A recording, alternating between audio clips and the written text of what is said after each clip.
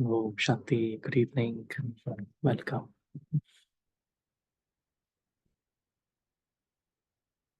Om Shanti, good evening. Evening. Everyone is doing well. So today we want to explore the subject, said a storyless mind. Storyless mind.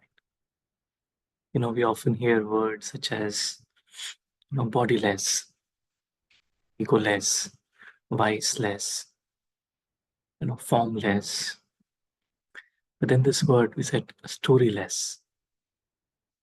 It's like the mind constantly, creates stories. So something happens in the external world, and I create a story around it. So that's how I kind of store the information in the form of a story, and then I attach an emotion to it. And often, my life is all about, I'm living, reliving that story again and again and again. And when I say I'm having a lot of thoughts or waste thoughts or whatever negative thoughts, what exactly these thoughts are, somewhere in the form of stories. They are deep rooted in the mind. And so we thought today how to, because in Sundays, Murli, Baba said, companion, to experience Baba as companion.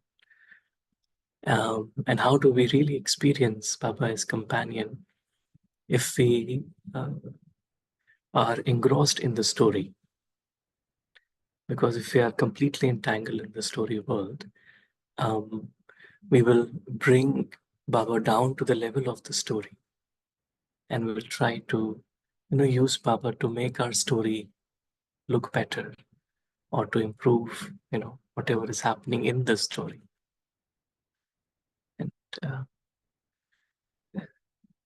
And so really when I become storyless, it is then that I can, connect to the soul, and then the soul can experience the presence of the divine. And that becomes a permanent, stable connection. And so let us try and explore the subject of a storyless mind.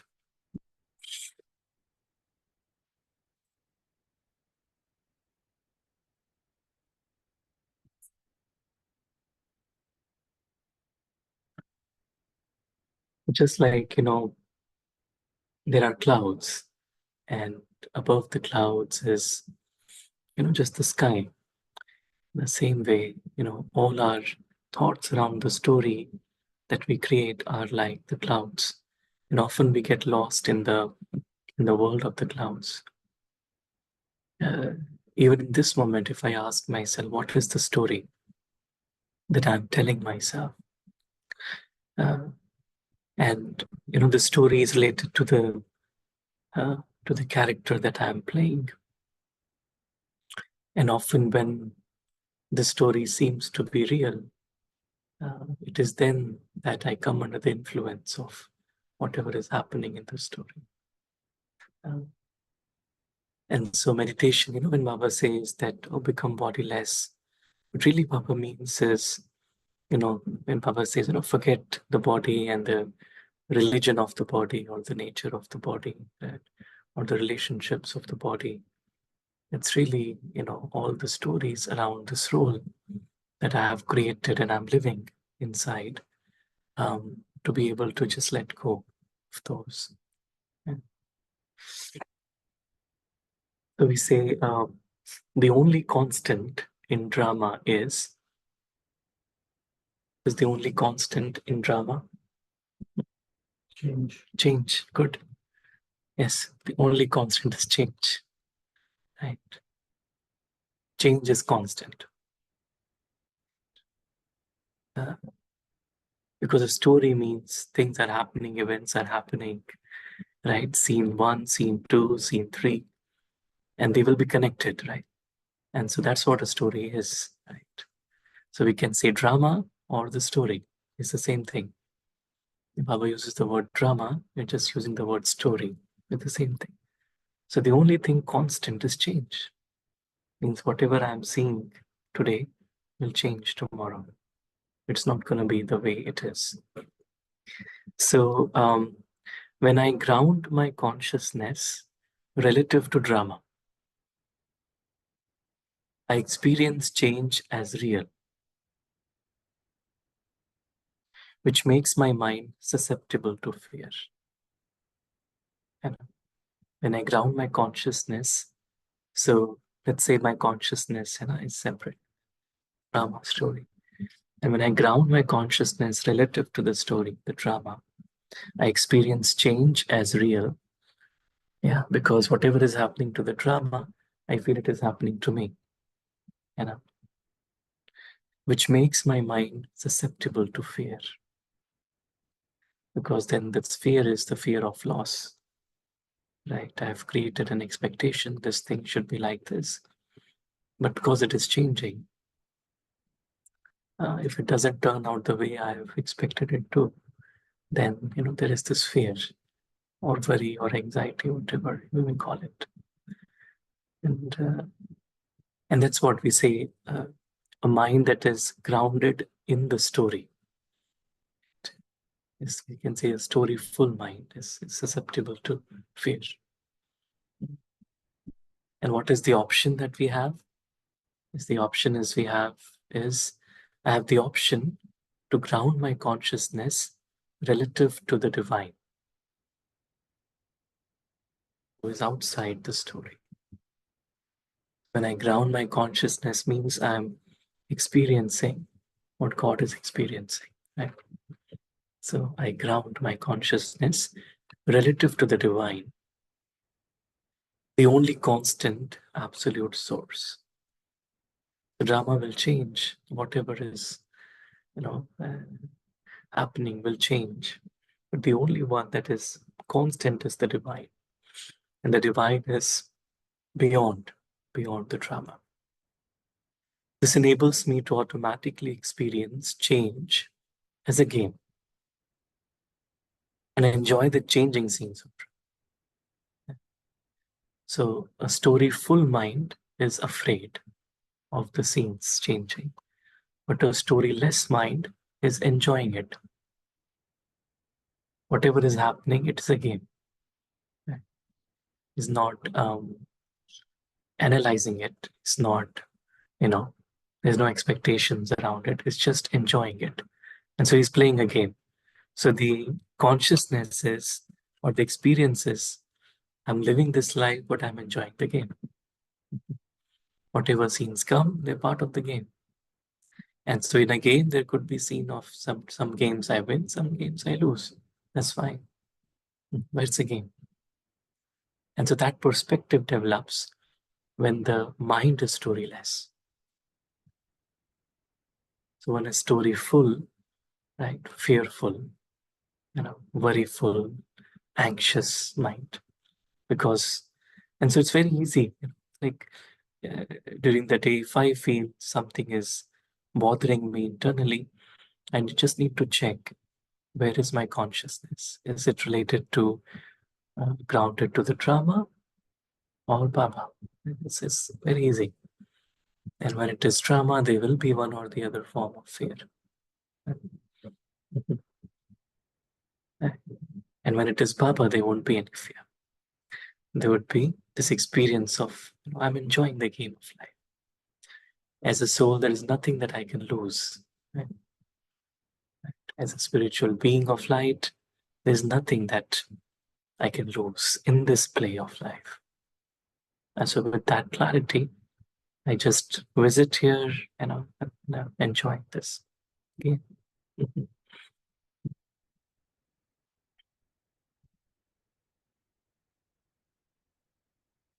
So then we say, when we say companion of the divine, The Hindi word is Sati. And the other is detached, which is Sakshi. So when I'm really detached from the inner commentary about the world, yeah, so I'm living in the world, but then I have the world by constantly commenting about it. There's this inner commentary going on. This one is like this one is like that, I am like this, I'm not good enough, or whatever, like, this inner commentary that goes on. Uh, Once I'm able to detach from it, which means I'm storyless, it is then that I can experience the company of the divine, or experience divine as my companion. And so then in meditation also, it becomes very easy to just detach from the story, and just to see the story as story and not real. It's a game. I'm playing a game. Take a step back, and then the divine is there for the soul. The divine is present always. And I can then instantly experience the company of the divine.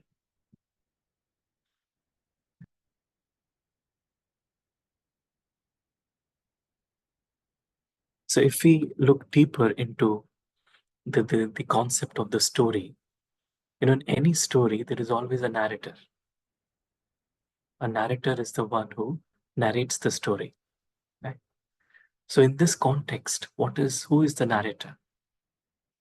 And, we say ego is the narrator. So the false sense of the self that I have created, ego, that is constantly narrating something, you know, and uh, and so it's very important to then identify, if a commentary is going on, I have to identify it as coming from the ego. So what are some of the examples that the ego can create a story? So ego's favorite stories, for example, first is I'm not good enough. I'm not good enough. So, and how is ego created? Again, like, the soul is egoless. The real being is egoless. But, from the moment I take up this body as a child, as I'm growing up, all the different scenes, situations, the way I've been brought up, all of that somewhere deeply influence the consciousness. And so deep down within, some of these uh, things, impact the soul. And so suppose I have lived in a house where, you know, uh, the energy has been on the lower side. So I always feel I'm not good enough, or people are doing better than me. So a sense of comparison. I am behind in some way, in my career, in having relationships, in some type of accomplishments. No one will ever love or stay with me. These are very deep rooted, you know, this is some narrations of the ego. I can't do what other people can do. Right? Mhm. So all these are, it's important to identify that these are based on the ego.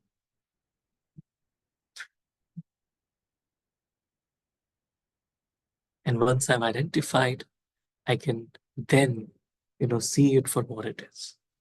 And then I can actually come out of it.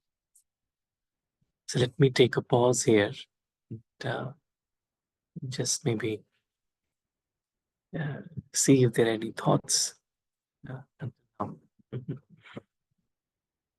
We've seen that this, drama that is keeps on changing, and if I ground my consciousness relative to it, I then feel everything in my world is changing, and then that makes me susceptible to fear, and that is a storyful mind, which is a mind that is rooted in based in drama, and the opposite is a mind that is rooted or grounded in God, the divine power.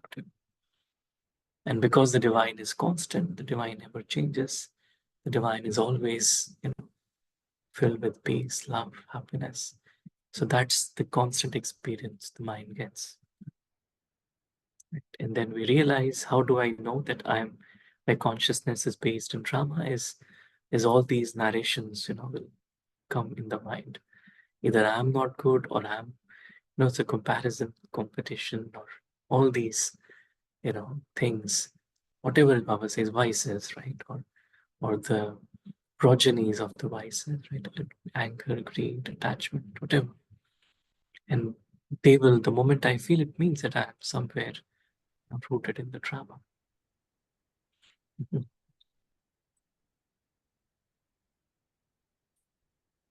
And so behind it is ego. In psychology, they call it the ego work.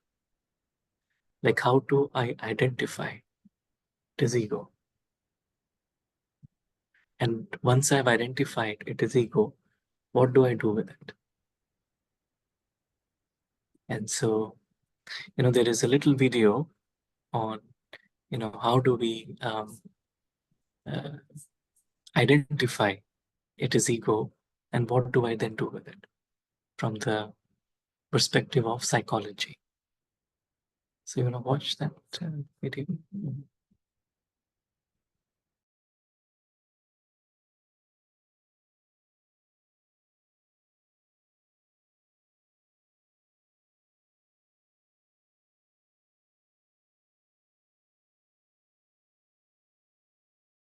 Nicole LePera, the holistic psychologist here.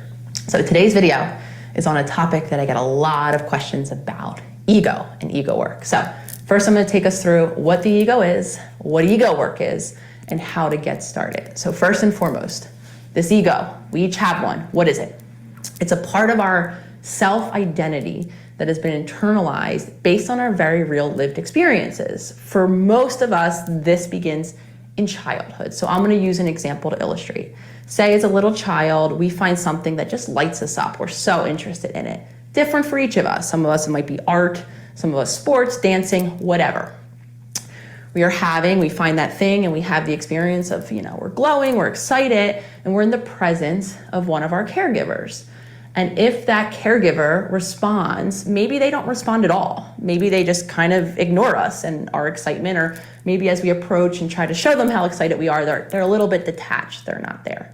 Maybe they even respond negatively. Negative could even mean, don't get too excited, calm down, don't yell, dad's sleeping. Or we're not interested in that. That's not who we are as a family. And I'm just throwing out many examples. As a little child, that hurts. That causes a pain. That doesn't feel like we're accepted and that our interests are accepted in that moment. So what do? We are incredibly adaptive. So we learn.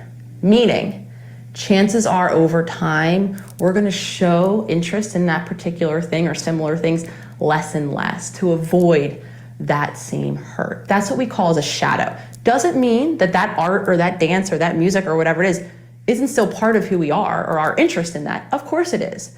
It just means that we learn not to show up in the world, because what we've registered is we don't get love in the way that we want love if we show up in the world with that. This could happen on the opposite end too, where because we're so attuned and adaptive as children, we learn the positive ways that we get unconditional love or acceptance, or what we feel to be unconditional love, and we learn how to show up as that. So for me, that became achievement, school, athletic. I learned that that's how I got the reception from my parents, the accolades and the validation, ultimately the love. Probably why I went to school for so goddamn long and got a PhD. But I do love the topic and I love the work I'm doing. But just an example. So that's how we carry that into adulthood. I became a human who really looked to seek validation in myself from achieving. So as part of my healing journey, I had to learn to get validation other ways. Something I want you to understand as I'm going into what ego then work is our ego is protecting us. It is not something that we want to get rid of or kill, or probably not even something that will ultimately go away. It's there for a reason, and it becomes activated in moments to protect us, to keep us safe. So what is ego work then? Ego work is really a practice that takes time, but it's a practice of beginning to observe the ego as separate from the authentic self, to be able to separate who I really am, so the authentic me that contains all of the positive things and all of the things that I came to believe were a shadow of myself, coming to accept it all and to understand that the ego is there to protect me. So how do we begin? I love the practice of naming the ego. The act of naming it, so my ego's name happens to be Tiffany. So when I sense that to activate it in my current life in any way, being able to label it in my mind, oh, there's Tiffany again. She's hurt. She doesn't feel accepted. She's wanting love. Whatever it is that she's nagging about in that moment, giving her a name that's separate from me, it's not Nicole, helps me to understand that, oh, that's just separate from me. That Nicole is actually the person that I can cultivate the opportunity to make a new choice. So once I've named my ego and I can get used to identifying my ego and her responses in my life, I can begin to dive a bit deeper. And I can ask myself, my ego is telling me a story that we really want to explore the story that my ego is telling us. So I'm going to shift away from me and throw out a really global example that I think will resonate with a lot of you, which is a lot of our egos tend to tell us stories that our thoughts, our ideas, our work isn't good enough, right? So once I've dove down and I understand, oh, this is my ego, maybe she's critical in this moment, Tiffany's telling me all of the ways I'm not good enough, I can label that as Tiffany trying to protect me, right? And understand that that's where that's coming from. The story, if I were to believe the story, right, that my thoughts, my ideas, my work isn't good enough, how would I react? A couple ways. I might procrastinate. I might not show up at all. I might compare myself to a million other people. Obviously not comparing myself up, comparing myself down. I'm less than them, further evidence that I'm not good enough or not worthy in that way. Those are not helpful reactions to fulfill us maybe in the ways that we want to be fulfilled. Over time, if I release that story, right, if I can release the story of my thoughts, my ideas, my work not being good enough, I can make space for a new choice. A choice not to procrastinate. A choice to put my truth out into the world. A choice to stop comparing myself endlessly to others, and a choice to allow the authentic me, my light and my dark and everything in between, to show up in this world. So before I end, this is a long time process. This does not happen overnight. But the more we come to the understanding of how our ego still functions in our life, because it does, the more we understand that it's protecting us. Our goal isn't to kill it or fight it away. It's not an intrusive thing that's happening to us. It's something that we can learn to work with, to separate from, and to make new choices so that we can show up more authentically in the world. I hope you found this helpful. I did write in a blog.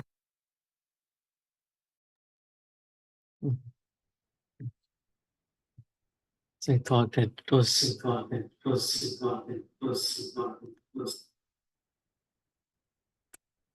was very well related to what Baba teaches us, right?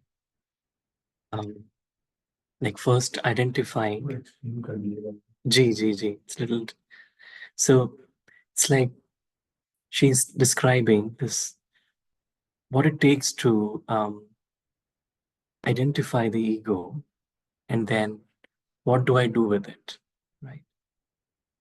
So she's saying that the first step is name the ego, name it. So, and then she said, so her name is Nicole, but she's saying my ego's name is Tiffany. It's a different name. So if, some inner commentary is happening, she'll say, oh, Tiffany is doing this, or Tiffany is feeling that. So I name it so that I become detached from it. So I really like this point that generally we say the name as the name of the character, like we'll say Saurabh or Sanchit, but in this case, she's saying a third person name.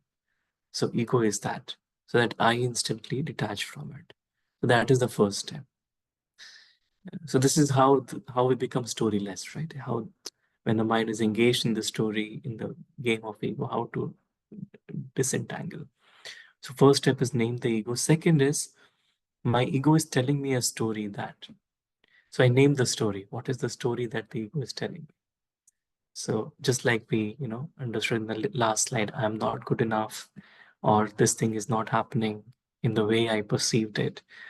Right? So all those stories, then I have to say that that is the story that ego is telling me. And then the third step is when I believe this story, I react by. So she was giving the example, if I, believe the story that I am not good enough, then I'll react in a way that maybe I won't show up for something, or I'll procrastinate something because I feel I'm not good enough. Right? That's the third step, understanding that that is a reaction that is coming because I've believed in that story. And then the fourth step is then when I release this story, means I realize that it is the story that is created by the ego. That's not who I am. And when I release it, so releasing the story is really being storyless, right? So when I release the story, then I can make a choice. And then I can make a choice to, respond in a different way, right? So this is like an inner work, from a psychology perspective. Right? They're saying, first realize it's ego, and then, name the story, and realize whatever reactions are coming are because I've believed in that story. And the option for me is to release that story, right? And once I release that story, then I let go of that ego, right? Right. Mm. Does it kind of make sense? Yeah. Mm. Right. Mm. Another way to look at it is, you know, um, so we are discussing now ways to kind of just let go of the story, right? Another way, from a scientific perspective, to look at it is, it says, your thoughts are bubbles waiting to be popped. Means, how do I let go of the story? How do I just, in an instant? So just like a bubble. So I've created a bubble. A bubble is like, like a world, like a globe. And the moment I, pop it, it just bursts, right?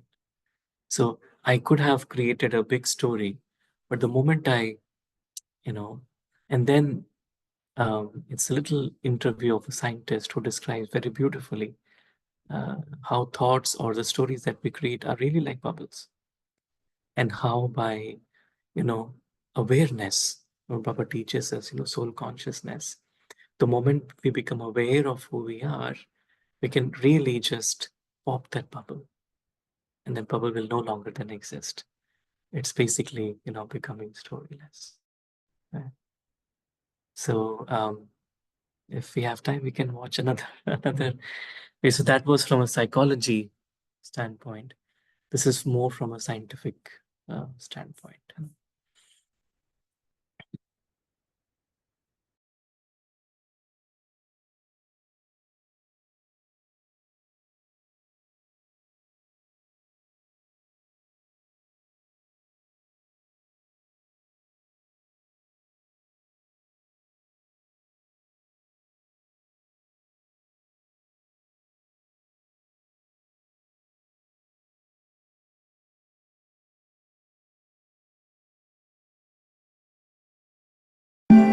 It doesn't take long when you start to develop a practice of mindfulness before you realize that we are virtually continually bombarded by thoughts. They're like weather patterns in the mind. And there are sometimes nice, clear, sunny days, but there are an awful lot of cloudy days, tumultuous days, rainy days, turbulent, stormy weather. And again, challenge is, how are we to be in relationship to all of that stuff that's driving our lives and our narrative of who I am? And so when you get in touch with what awareness really is, then the first thing you realize is that those thoughts are not me, and they're not mine. They're just like weather patterns. They're impersonal weather patterns in the mind. So then you can observe them like a scientist. Like, what is the nature of this thought? Where does it come from? I mean, and they come like bullets, fired out of a machine gun. They're very, very fast, so to speak. That's quite a militaristic image. But, another way is bubbles coming off the bottom of a pot of boiling water. If you've ever watched a pot of boiling water, say a glass pot, the bubbles tend to nucleate at the bottom. And then they go through the water and they go poof at the surface. So the thoughts are very similar, and that's when I use, and other people often use this term, the thoughts self-liberate. You don't have to get rid of them. People misunderstand meditation as, oh, I just sweep all my thoughts away and then I'm in this like nirvana. What you'll get by trying to sweep all your thoughts away is a headache at the most, because there's no way to sweep your thoughts away. They will get you every time. And then you can have millions of thoughts about mindfulness and meditation, and those are just thoughts too. They're not meditating. But when you see that you're not your thoughts, then you can watch them in this kind of impersonal, more sort of, if you will, observing way, with kindness, with self-compassion, because a lot of them are heavily loaded with negative emotion. And you can see that if you don't touch them, if you don't do anything with them, if you don't get caught in them, they self-liberate naturally in awareness. The awareness is like touching a soap bubble. It's fun for kids and fun for adults too. Soap bubble, and you touch it, and it just goes poof. So I love that image. Like the thought is the soap bubble, and the emotion too. That's, valencing the thought, and you don't need to do anything with it, because your awareness is like, it's not even a finger. It's not corporeal. The awareness, just the embracing of it or the arising of it, like in the sky, it goes poof all by itself. And don't take my word for it. This is something that when you sit down and you begin to watch, you'll see this is not rocket science. You don't have to sit in a cave for 30 years to have that kind of experience. All you need to do is, in some sense, get out of your own way. Now, I'm not saying that's easy. That's really hard. But if you can have moments when you get out of your own way, then you'll see that a lot of the stuff that we get so caught up in, it's like, it's a mirage. And that doesn't mean that the thoughts aren't valuable. I mean, I think it was Einstein who said, if you have one or two really good thoughts in a lifetime, you're ahead of the curve. Paraphrasing. So most of our thoughts are actually kind of mundane or imprisoning, but thinking is a very, very, it drives imagination, it drives creativity. So maybe we need to just create a bigger arena for our thoughts and watch how they not only self-liberate, but also inform each other in some sense. And then all of a sudden you see something that no one in the history of humanity has seen before. And you apprehend it because you're making something is being revealed to you. I won't say you're making the connection, but somehow a connection gets made, and that's called an insight. And you're going to have profound insights. Science is, sort of storied, wonderful stories of eureka moments, insight, and it's usually not by driving thinking and banging your head against the wall. It's when you've thought as much as you've gone as far as thought can take you. And then you rest in awareness. Maybe sometimes it's in sleep, or you wake up out of a sleep and then,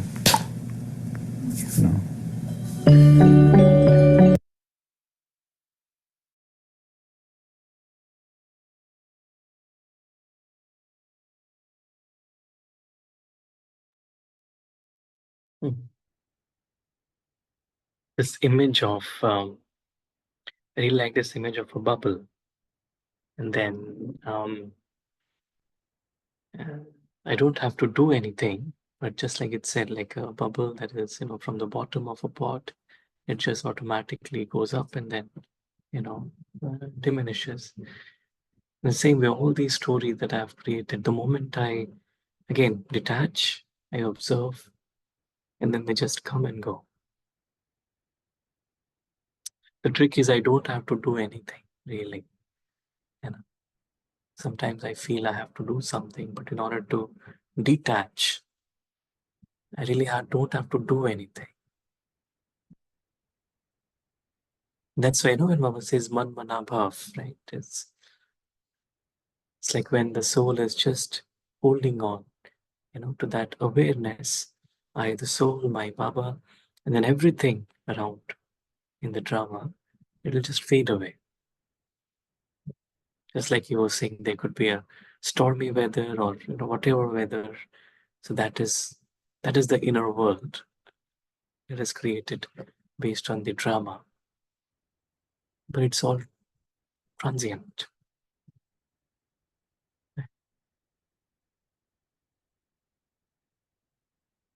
Once again, a storyless mind is, very, it allows for the soul to experience then the company of the divine in a natural way. Does it make sense?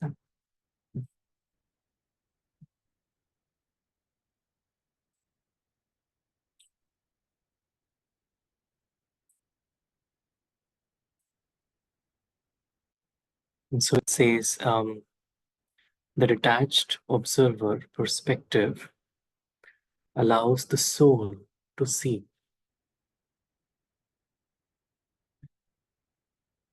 Allows the soul to see.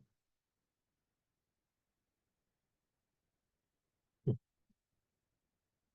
then the soul is able to see. And just like he said, there'll be insights, right? There'll be insights that come from within. Like deep, that's what we say in meditation, oh, I got this touching, or I got this insight. Which really means is, in that moment, I had just completely let go of the story from within this deep insight. It's just like, when this little boy is outside the aquarium, he can see everything from a distance. And in the same way, the soul can see from a distance. Mhm.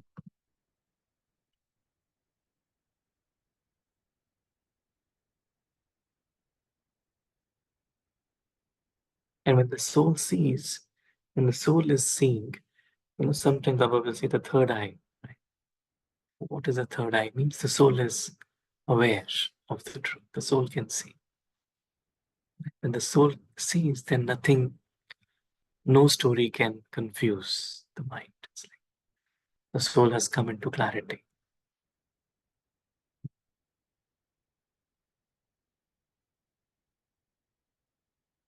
The other day, this thought had come up, like, playing this game of true and false.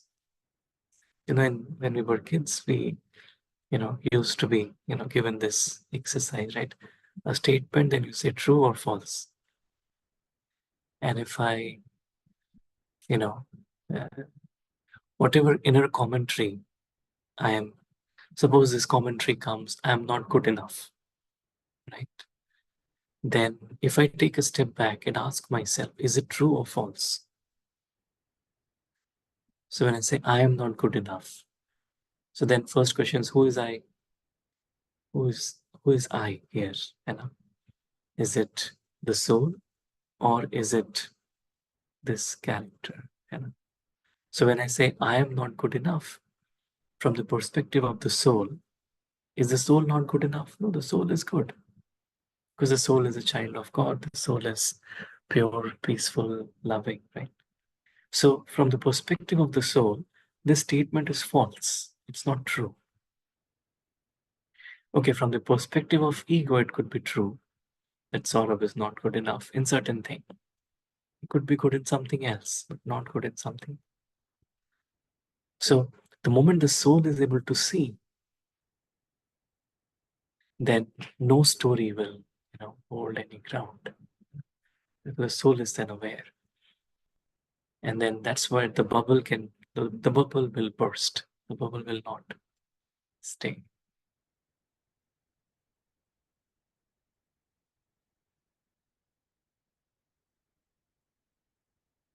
And again, the key step is detachment. And for meditation, that's what it is. The first step, when we say योग नहीं लग रहा है, योग में मुश्किल हो रही है, so it really means that I need to maybe focus a little bit more on the first step, which is detachment. Detachment.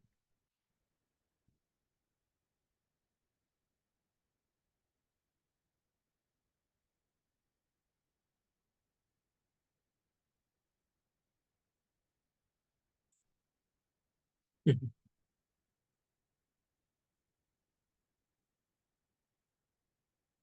And another way to, easily, experiment with this consciousness is again what Baba tells us is to keep the door open. Keep the door open. So there is a door. On one side of the door is drama. The other side of the door is Baba, or my home, and my reality. Right? And I keep the door open. So coming and going allows for the door of the consciousness to remain open. So I'm not locked up in the drama world.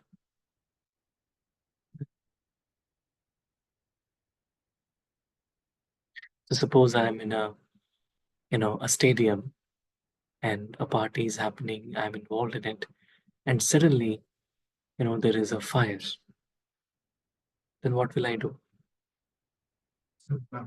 I'll run. And so what will I look for? What will I look for? Yeah. An open space. Yes. I look for the exit door. And if the exit door is closed, then I'll worry. Right? But if the exit door is open, then I don't need to worry. I can always go out. In the same way, it's like this exit door, the door that opens up into the sky, right? The door that opens up in my home, where Baba is, where the soul is. If that is open, then I don't need to worry about whatever is happening in the stadium. And so I can come and go, come and go. Right? And so that's an easy way to, feel, okay, the story is happening in this stadium, but then I can easily go out, be storyless. Nothing of the story world, is registering in the mind. And then when the time is right, I come back into the story world. Right?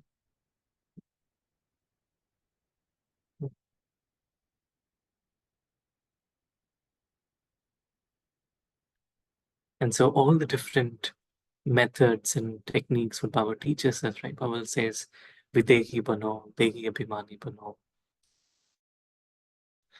Ashariri bano, Avyakt bano. Like all these words, but the idea is the same. It's just that there is this door and I go on the other side of the door. That's it. On this side is Saurabh and the world of Saurabh, and the insecurities of Saurabh, all the stories of Saurabh, right? And all the past, present, future of Saurabh. But on the other side is the soul. And the reality of the soul, the life of the soul, everything is there.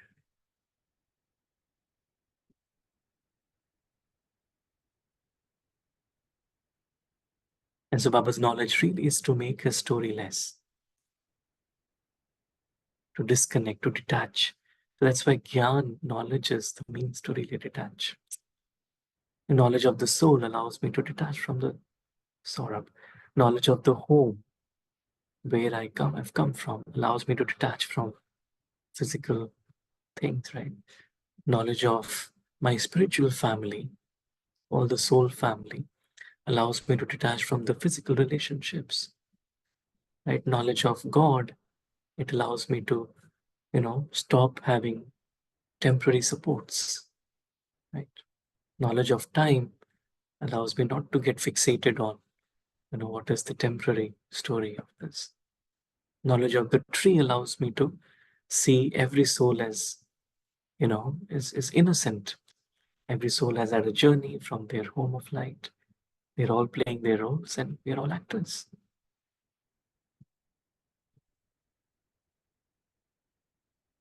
And so this knowledge then allows me to detach, become storyless, and to stop all the commentaries of ego. That's also becoming egoless then.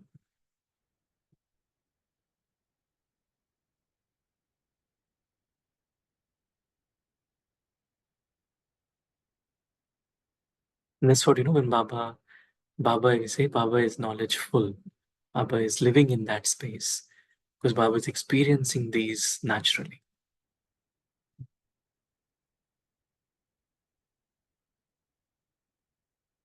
Like the other day, we said, it's not to see the soul, but it's to know the soul. Right? Was it Monday or Tuesday? Someday in the morning class. It's not about आत्मा को देखना है, पर आत्मा को जानना है. Right? To know the soul.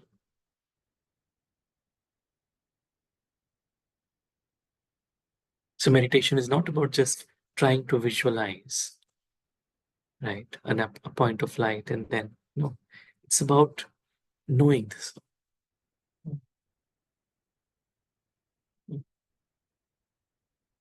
And again, I really liked in that video, he said, be a scientist and explore. Okay, a thought came, where did it come from? Why did it come from? Why did it come like this? So I'm just deeply, interested in understanding the roots of it. And then understanding where it came from, and then I let go of it. That's it. Right?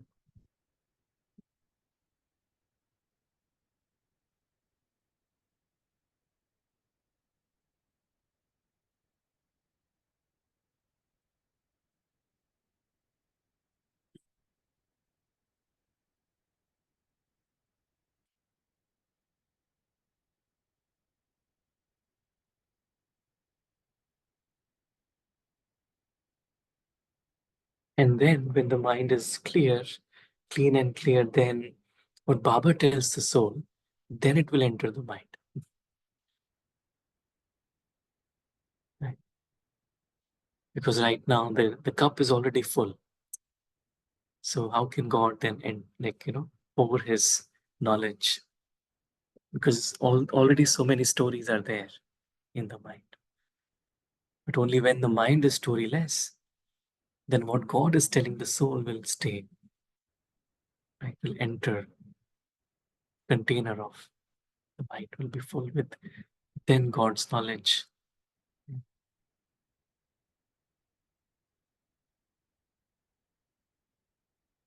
And then the intellect will hold the knowledge. It's not that I have to then, practice, but it will hold the knowledge.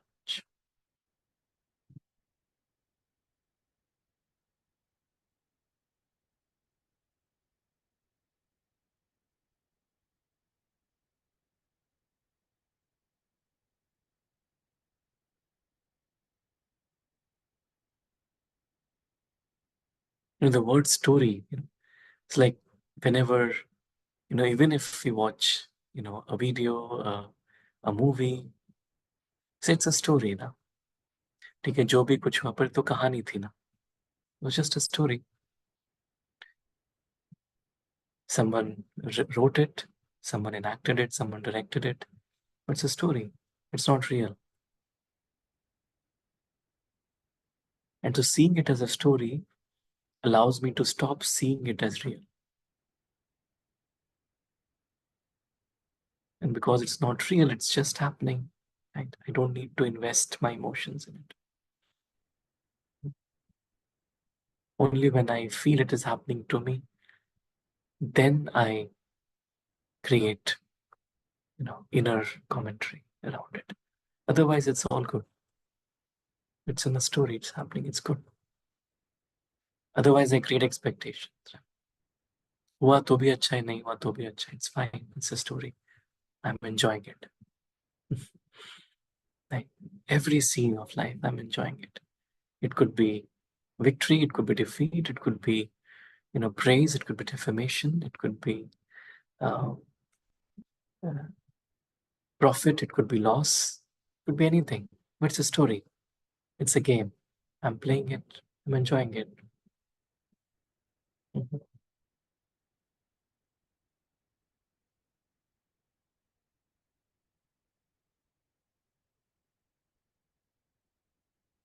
And so then going above and beyond seems to be a natural state then.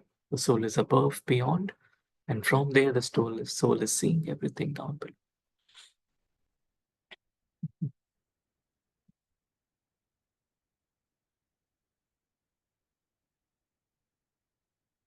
Cha, option. Thank you. So let's open up to see if there are any thoughts one would like to share. And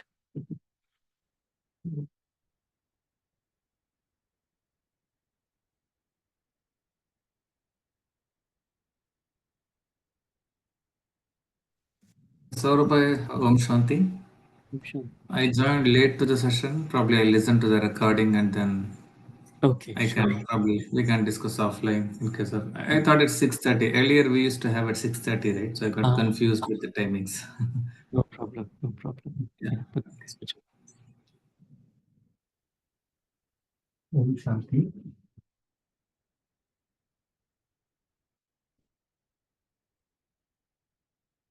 Thank you, Divine. Thank you, Saurabhai, for Thursday's beautiful session. I personally take away the story of a cloud and above. That yes, our mind will have a thought which is cloud if we are in drama. However, if we are connected to divine and let drama play its part, then we are in the sky zone. Um, and and this has to happen. This has to happen when we have a companion, which is divine. So that's the first takeaway point which I'll follow in my current day-to-day life this week, and also will work on ego. Thanks again. I felt that I have ego in terms of dealing with the drama partners, even in family and with the colleagues. I will deeply will follow the videos and try to uh, get the seed, or what's the troubleshooting point of it, and then work on those two. Detached observer, I think that will be very helpful when we are dealing in drama, because everybody is playing their part, and we have to, as the photo says, we have to keep our door open and always be connected. So these are my takeaways for today's topic. Thank you everyone. So, Sanjay, bye. Om Shanti. Sure. Very nice. Sure. Any other thoughts? Shanti, I like the bubbles Oh, that we just want to touch the bubble, catch it, and pop it. I like that little piece. I'm a storyteller myself. I go to festivals, but also I love when Mohini Didi shares stories, and tells us about this and that. I learned so much from stories, but you took a totally different point of view on stories, and they're very interesting. Thank you so much. Om Shanti. thank you. Yeah, that's true. Yeah. Right.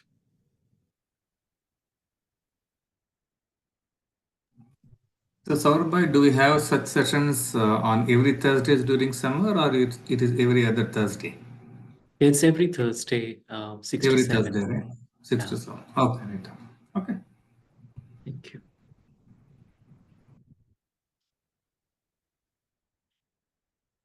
Great. Any other thoughts?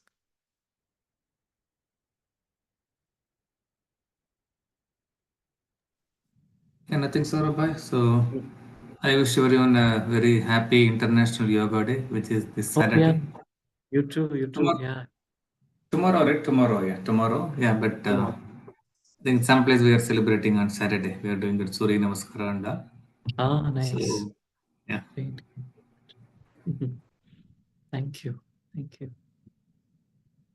Okay, thank you. Mhm. Okay, then have a great day, everyone. Rest of the day. Om Shanti. Om Shanti. Thank you. Om Shanti. Om Shanti. Thank you.